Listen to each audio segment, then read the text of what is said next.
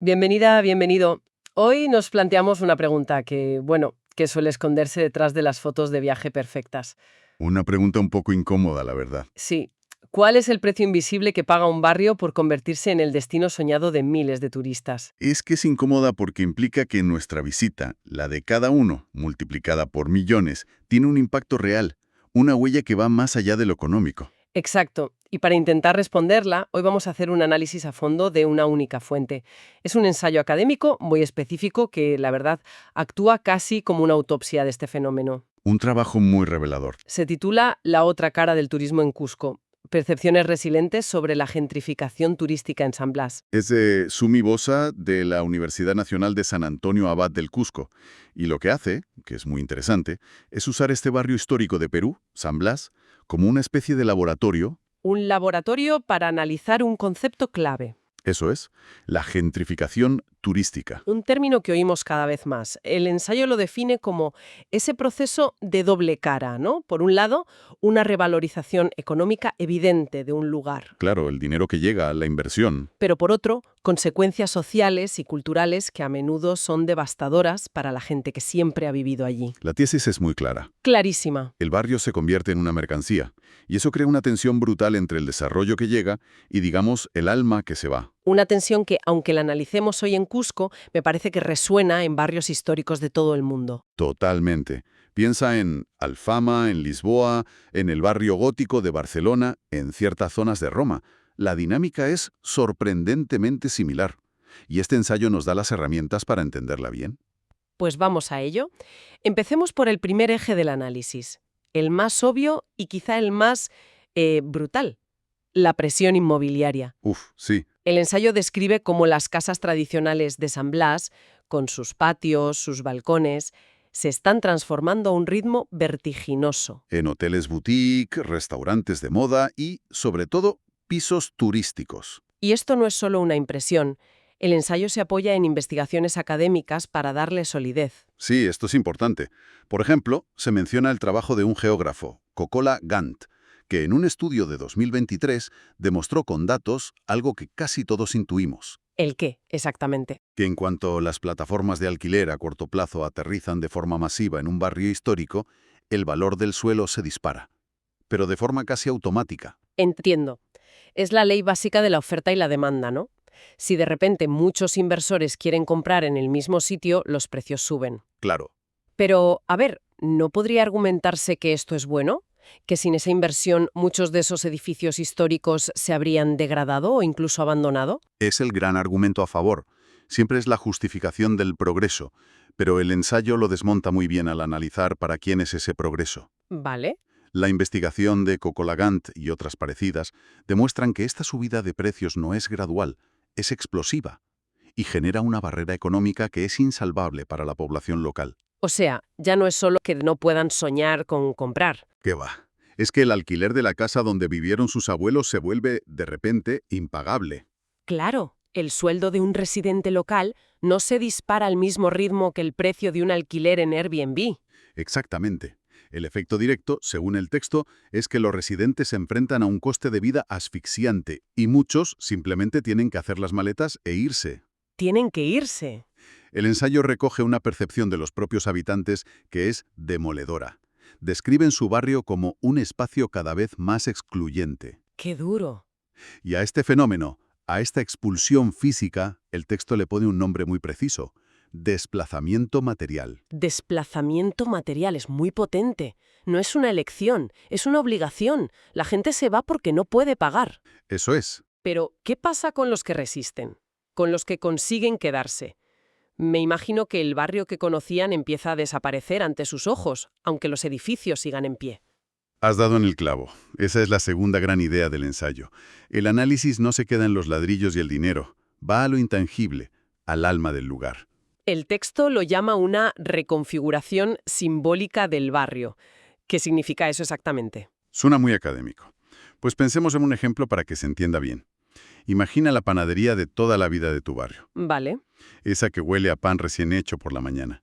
Un día cierra y en su lugar abren una tienda de cupcakes artesanales con nombres en inglés y precios para turistas. Lo visualizo perfectamente. El local es el mismo, la calle es la misma, pero el significado de ese rincón para la comunidad ha cambiado por completo. Eso, a gran escala, es la reconfiguración simbólica. Entendido. ¿El tejido comercial que servía a los vecinos es sustituido por uno que sirve a los visitantes? Exacto. El ensayo cita aquí a otros investigadores, a Madi y su equipo, que en un trabajo muy reciente de 2025 estudian precisamente esto. ¿Y qué dicen? Señalan que el contacto intensivo y constante entre residentes y visitantes provoca que las prácticas culturales locales se resignifiquen. O sea, que se adaptan. Se adaptan y se modifican para encajar en lo que el turista espera encontrar. La artesanía local se estandariza para venderse como souvenir, las fiestas populares se programan en temporada alta y a lo mejor hasta se empieza a cobrar entrada. El texto lo describe para San Blas con una frase que me ha impactado.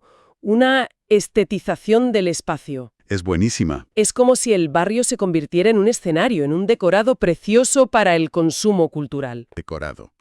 Las tradiciones se simplifican, se empaquetan para satisfacer expectativas externas.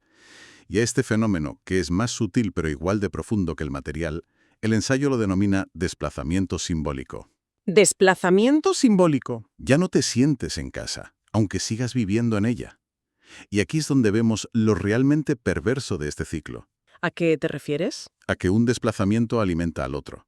Cuanta más gente original se va por los precios, el desplazamiento material, ¿Mm? más fácil es que el barrio pierda su vida auténtica y se convierta en ese decorado. Exacto. El desplazamiento simbólico. Y cuanto más se convierte en un decorado sin alma, menos sentido tiene para los pocos que quedan, lo que acelera a que también ellos acaben marchándose. Es un círculo vicioso que vacía los barrios por dentro. Es un doble golpe. No solo te echan de tu casa por el precio, sino que además sientes que el lugar donde creciste ya no te representa, que te es ajeno. Sí, Esa sensación de impotencia de que te están robando el barrio, me imagino que tiene que estar conectada con quién toma las decisiones, ¿no? precisamente. Y ese es el tercer pilar del análisis del ensayo, la gobernanza. O mejor dicho, la falta de ella. A ver. El texto subraya la escasa participación del residente en la planificación turística de su propio hogar. Las decisiones se toman en despachos, en consejos de turismo, en sedes de empresas de inversión, pero rara vez en la plaza del barrio. Los residentes se convierten en extras en una película que se rueda en su casa, pero cuyo guión y dirección no controlan en absoluto. Es una analogía perfecta. Y de nuevo, el ensayo lo fundamenta con rigor. Menciona dos referencias clave. Primero, un estudio de Almeida García y su equipo. Ajá. Que ya en 2016 demostraron algo que parece de sentido común. Cuando los residentes no son incluidos en la gestión del turismo, sus actitudes hacia él se vuelven mucho más críticas, más negativas. Lógico. Aparece un sentimiento de injusticia, de que los beneficios se los llevan otros y ellos solo se quedan con las molestias. Claro, nadie quiere que le organicen una fiesta en su casa sin haberle preguntado antes. Y esto se complementa con otra investigación de Zhu y colaboradores, también de 2025, centrada en la gentrificación comercial. ¿Y qué aporta? Su trabajo señala que cuando las decisiones económicas vienen de fuera, priorizando intereses privados y sin crear mecanismos reales de participación de la comunidad, esa percepción de exclusión se dispara.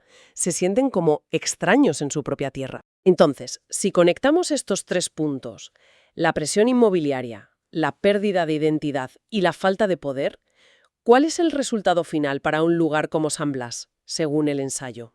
Pues el resultado es la consolidación de la percepción de que la gentrificación turística es un proceso impuesto y poco sostenible.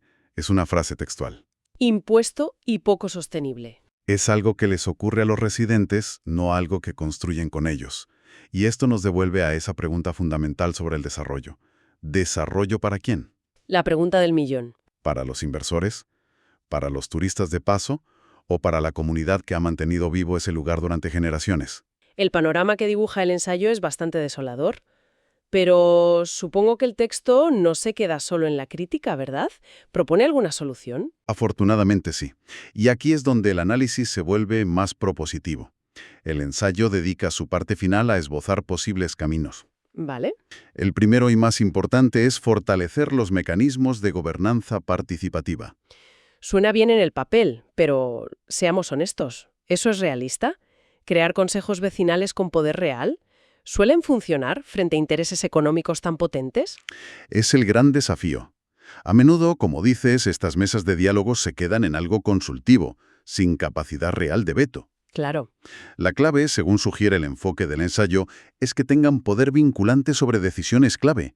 Por ejemplo, que el consejo vecinal de un barrio histórico tenga la última palabra sobre si se dan nuevas licencias hoteleras o no.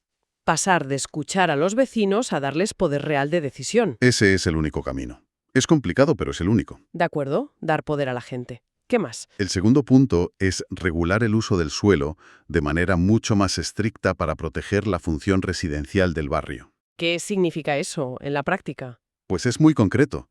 Significa limitar por ley el número de licencias para alojamientos turísticos o establecer cuotas por edificio o por calle.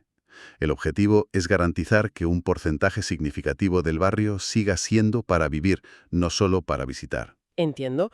Ponerle un freno legal a la conversión de viviendas en hoteles. Pero eso podría generar un mercado negro o disparar aún más el precio de las pocas licencias que se den, ¿no? Es un riesgo, sin duda. Por eso estas políticas deben ir acompañadas de una inspección fuerte y de medidas de fomento de la vivienda social en la zona.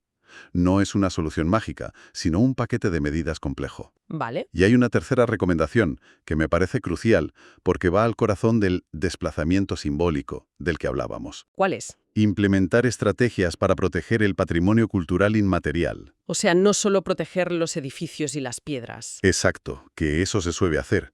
Se trata de proteger la vida que ocurre dentro, proteger los talleres de artesanos de la subida de los alquileres, subvencionar los mercados de abastos para que no sean sustituidos por tiendas de souvenirs. Apoyar las fiestas populares para que mantengan su carácter comunitario. Y que no se conviertan en un espectáculo para turistas. Se trata de proteger los verbos, no solo los sustantivos. Proteger el hacer, el vivir, el celebrar. Me gusta esa idea. Y hay una última recomendación del ensayo que me parece muy honesta. La propia autora, Sumi Boza, pide promover más investigaciones empíricas. ¿Qué quiere decir con eso? Reconoce que su ensayo es un análisis crítico muy bien fundamentado, pero basado en la literatura académica que ya existe.